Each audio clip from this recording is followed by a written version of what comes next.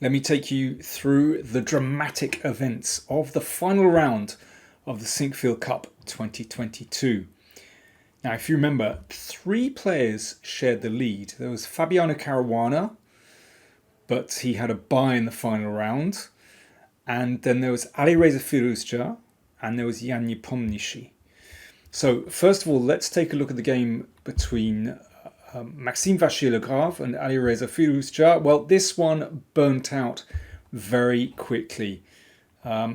Maxime did not have a great tournament, and he was happy just to steer the game towards a draw in this final round. And, well, that suited Firouzja because, well, with black against a tough player like Vachier-Lagrave, he was happy just to cruise in with a draw in the final round. So repetition, and that was that, a draw.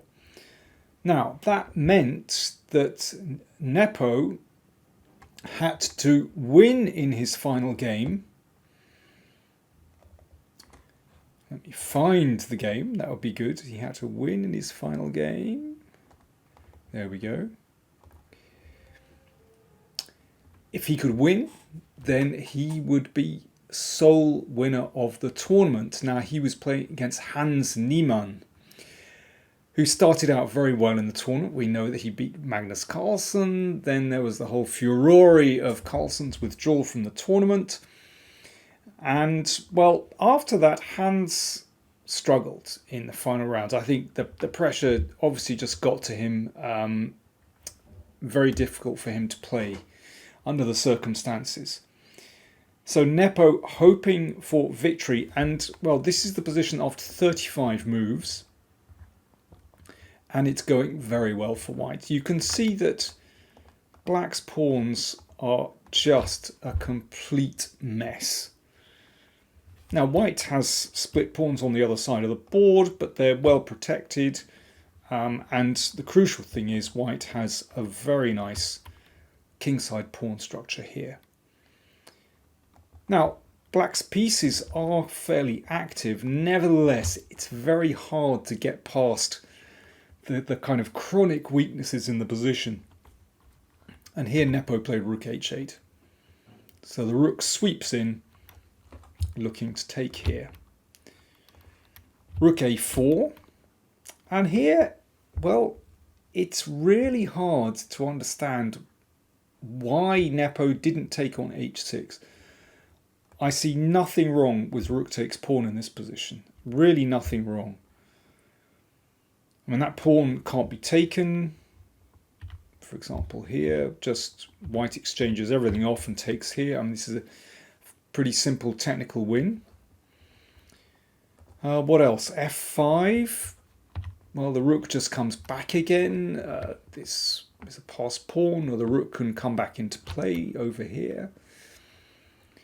I mean, it's really baffling why Nepo didn't take this. Instead, he played a3. He's being very careful. Wanted to just restrict the activity of that rook, and, well, still, yeah, I mean, taking on c4 is actually impossible because that loses material in this position. The rook moves away and then white takes here.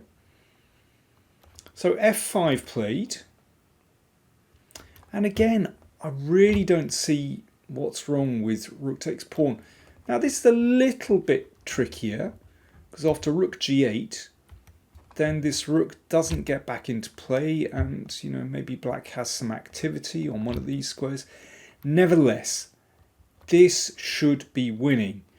The rook can get back into play via e4. It is a bit tricky, but, I mean, certainly not beyond a player of Nepo's caliber. But instead, again, he ducked the decision and played rook c3.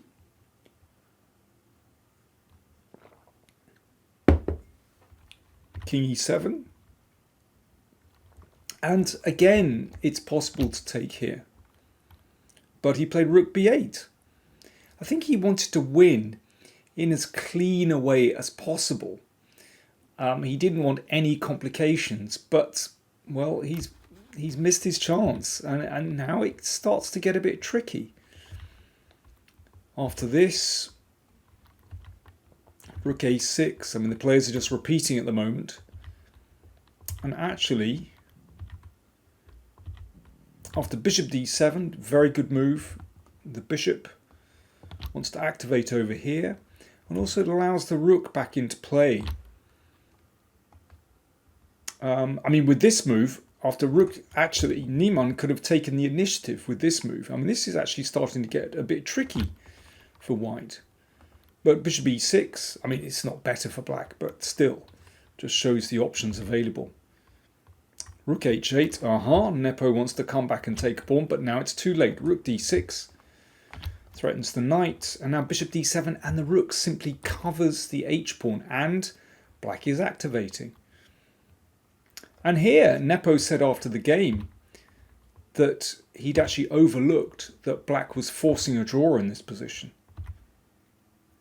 Some checks, some more checks, and he actually said that he thought that originally, when he went into this, that he thought that this was possible, but actually black just wins the knight on c5 with a simple double attack.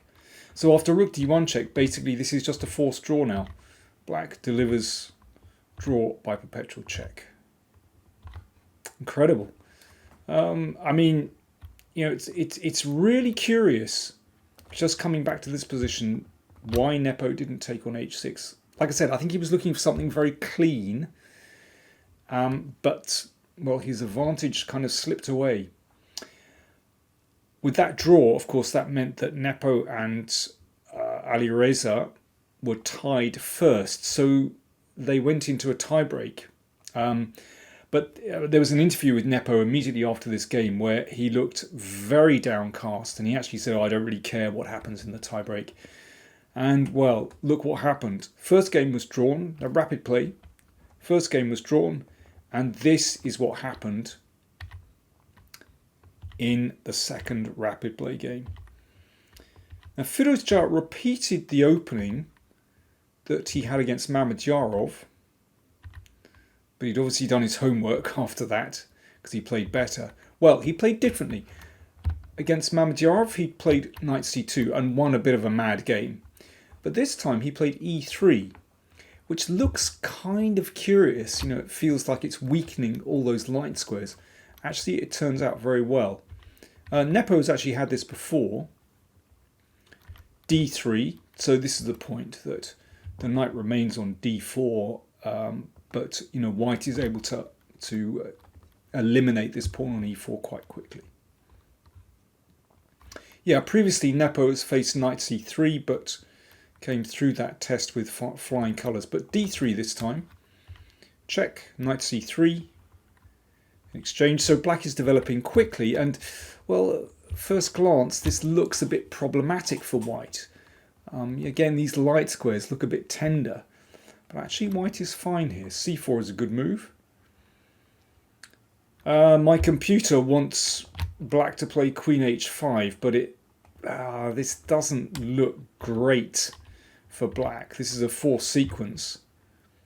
I mean, there's no doubt that white is better in this endgame. I mean, white's development is much better. There is potential to press on the queen side, and then later on maybe advance the kingside pawns. But it might not be so bad for black. But Nepo played queen e5, and I think this is really problematic for black, actually. This is a difficult position. So after castles, these bishops at some point are going to fly across the board. So here's what happens. c5, the knight goes back to b3 to cover the rook. Castles, f3, the knight goes back, and now just e4. Now, black is actually on the edge in this position already. Very easy to go wrong. You know, very simple plan for white. You know, if you can push these pawns through the middle, the f and e pawns, then that just drives the minor pieces away, and backed up by these fantastic bishops, then black is struggling. And I think in rapid play, this is a very difficult position to manage. Now, you can take on c4, but again, it's very easy for black to go wrong here. So black is a pawn up at the moment, but white is undermining these pawns, and these are sort of problematic moves to find. But white has tremendous compensation for the pawn, and yeah, this one is probably going to drop. Kingside majority still looks potent to me. But after e4, as I said, I think it's already a very difficult position for black to manage, but Nepo blundered straight away. Queen e7. White to play and win. I'm sure you can spot it. Cheers. Have a little think.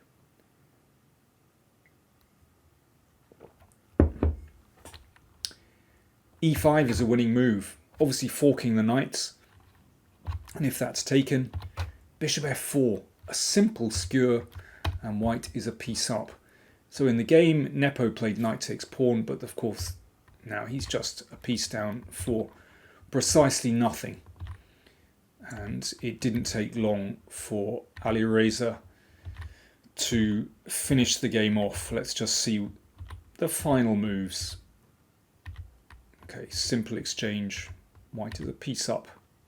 We may as well go to the end. Thing is, this isn't even a complicated position. White doesn't have to do anything special to win this game. All you need to do is maintain coordination, swap pieces when you can, and take your chances. So this was actually the final move. Nepo resigned. You can see white still a piece up, and the rook on the 7th. This is absolutely horrible for black. So there we go. Alireza Firouzja wins the Sinquefield Cup 2022, and also the Grand Chess Tour Grand Prix first prize as well. So a very successful tournament for him. But, well, let's kind of sum up. It was a very strange tournament with Carlsen's withdrawal, and he did it in a pretty graceless manner, insinuating that his opponent Hans Niemann had cheated. Unless Carlsen comes up with clear evidence, then the whole thing is really unsatisfactory and put massive pressure on Hans Niemann and damaged his reputation. So it's really not great. Anyway, we'll see what happens in future. But anyway, thanks for watching.